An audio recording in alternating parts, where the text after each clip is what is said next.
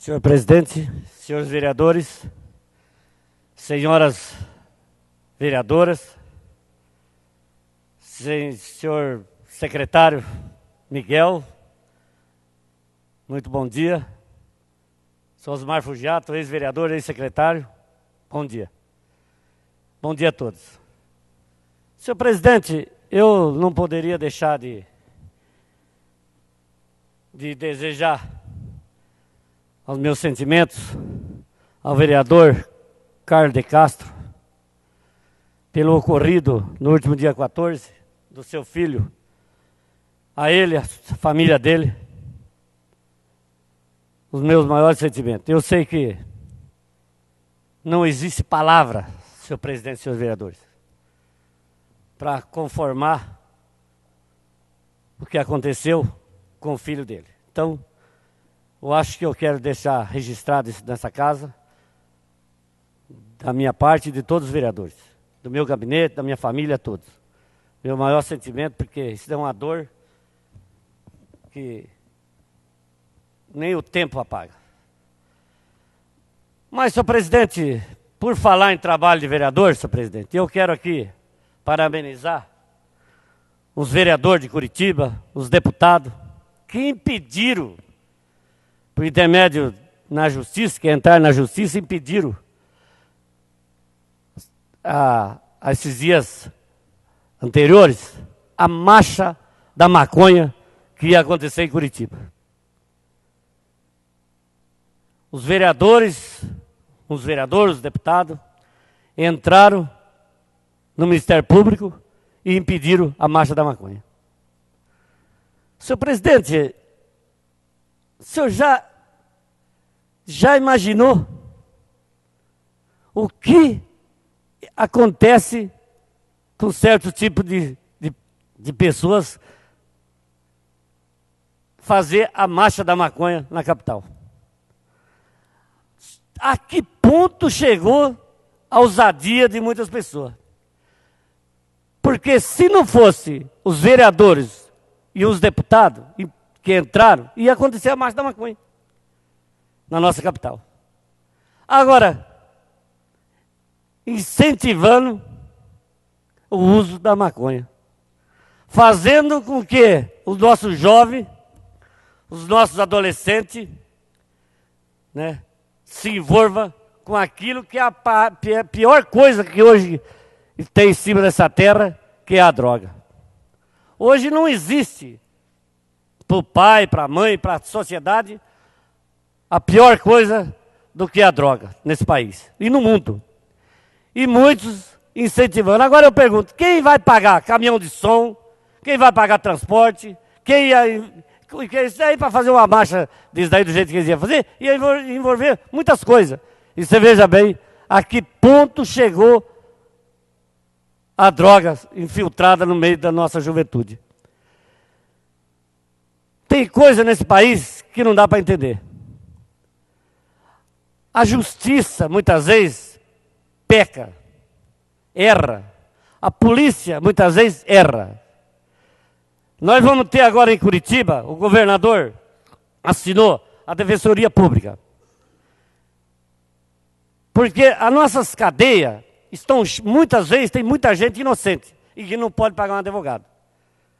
Mas esperamos que a Defensoria Pública, senhor presidente, eu não tenho o conhecimento do projeto, mas tomara que não seja igual a muitos, porque tem vezes que o Estado assina um projeto, uma coisa parecida, e depois a prefeitura tem que alugar o prédio, tem que fazer isso, fazer aquilo, arrumar gente, né? Tomara que essa uma não seja mais uma que empurre isso daí para as prefeituras, porque as prefeituras têm que arrumar o prédio, pagar a alocação do prédio, comprar os imóveis, arrumar gente para trabalhar, estagiário, telefone, fax, computador. Tomara que essa Defensoria Pública não seja mais uma coisa só para passar na televisão, para dar ibope, e depois descarrega isso tudo em cima das prefeituras. Tomara que a Defensoria Pública realmente seja coisa que o Estado, senhor presidente e senhor vereador, que assuma e não venha depois descarregar em cima das prefeituras. Por quê?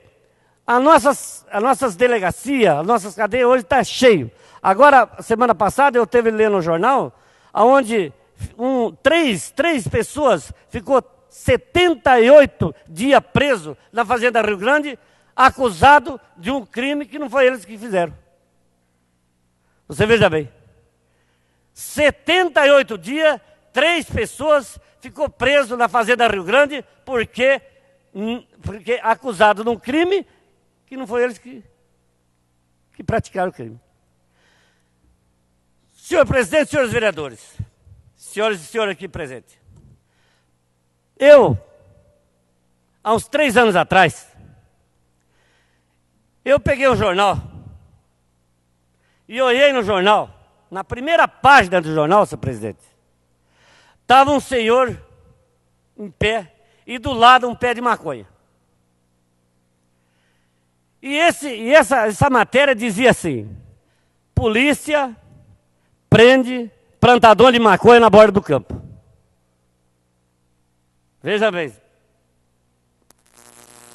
vereador Carlos Machado, a matéria dizia isso, que a polícia prendeu uma pessoa que plantava maconha na borda do campo. Pois bem, eu li a matéria e deixei aquilo ali. Passado 2 dias, senhor presidente e senhores vereadores, eu ouvi numa emissora de rádio da capital, e a rádio dizia as matérias policial.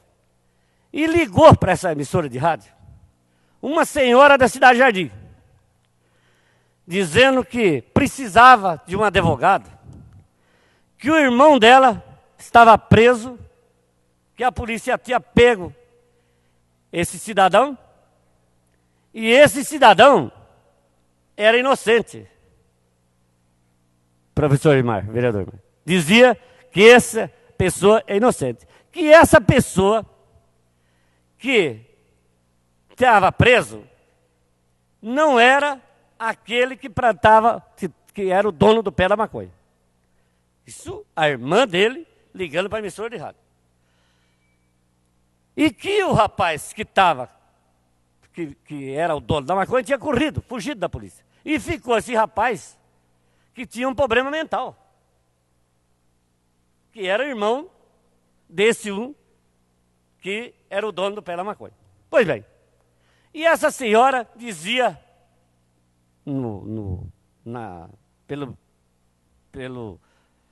pelo rádio, dizendo no rádio, que ela precisaria de um advogado para reverter a situação. Que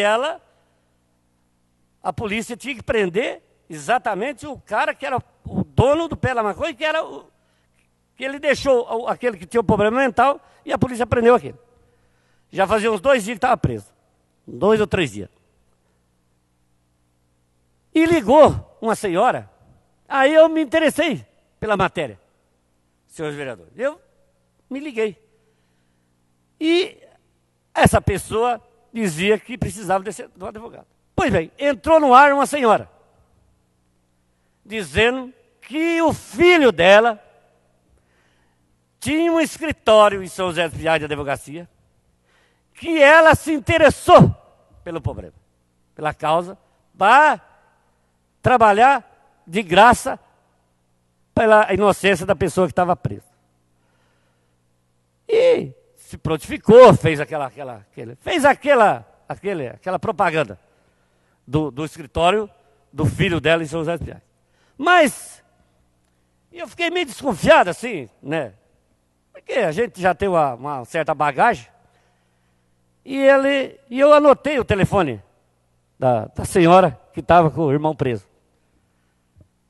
Passado 2 dias, eu liguei para a senhora. Falei: minha senhora, eu ouvi a senhora assim numa emissora de rádio, a senhora estava pelo telefone, dizendo que o teu irmão estava preso inocente e que a senhora precisava de um advogado. E uma senhora ligou se prontificando a ajudar a senhora. E eu quero saber como é que está a situação. Aí a senhora que estava com o irmão preso me respondeu: olha, senhor, eu fui enganada pela senhora. Ela ligou, prontificou, mas ela só quis fazer propaganda do escritório do filho dela. E ela, o filho dela, me passou o telefone do filho dela, o filho dela pega a causa, mas quer cobrar. Ela quer o dinheiro, vereador. De graça ele não pode fazer, porque ele me disse que a faculdade dele foi pago e ninguém ajudou. E ele não poderia fazer isso daí de graça, porque ele pagou a faculdade dele.